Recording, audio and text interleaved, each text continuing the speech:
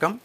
December 29ஆம் தேதி 2023ஆம் ஆண்டு நம்ம என்ன வர்த்தகம் செய்ய போகிறோம் அப்படிங்கிறத நம்ம ஹோம்ஒர்க்கில் பண்ண போகிறது கிடையாது, வரைபடம் பார்க்கறது கிடையாது.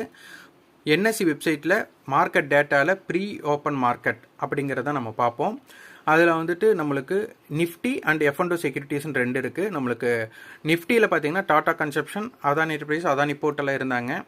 அதே மாதிரி F&O செக்யூரிட்டிஸ் F&Oவில் பார்க்கும்போது நம்மளுக்கு வந்துட்டு ஃபெடரல் பேங்க், ஹின்காப்பர் இப்படி தான் இருந்தாங்க. அப்போ நம்ம டாடா கன்சியூமர் இதை எடுத்துக்கலாம் அப்படிங்கிறதுக்காக நம்ம அதைத்தான் வாட்ச் லிஸ்ட்லேயே நம்ம அது மட்டும்தான் ஆட் பண்ணி வச்சுருந்தோம். அதனால் 1050 கால் நம்ம ட்ரேட் பண்ணலாம் அப்படிங்கிற மாதிரி எடுத்திருந்தோம். ஆர்டர் பார்த்திங்கன்னா மார்க்கெட் வந்து 9:15 நிமிடங்கள் 24 வினாடியிலேயே நம்ம ஆர்டர் எடுத்துட்டோம்.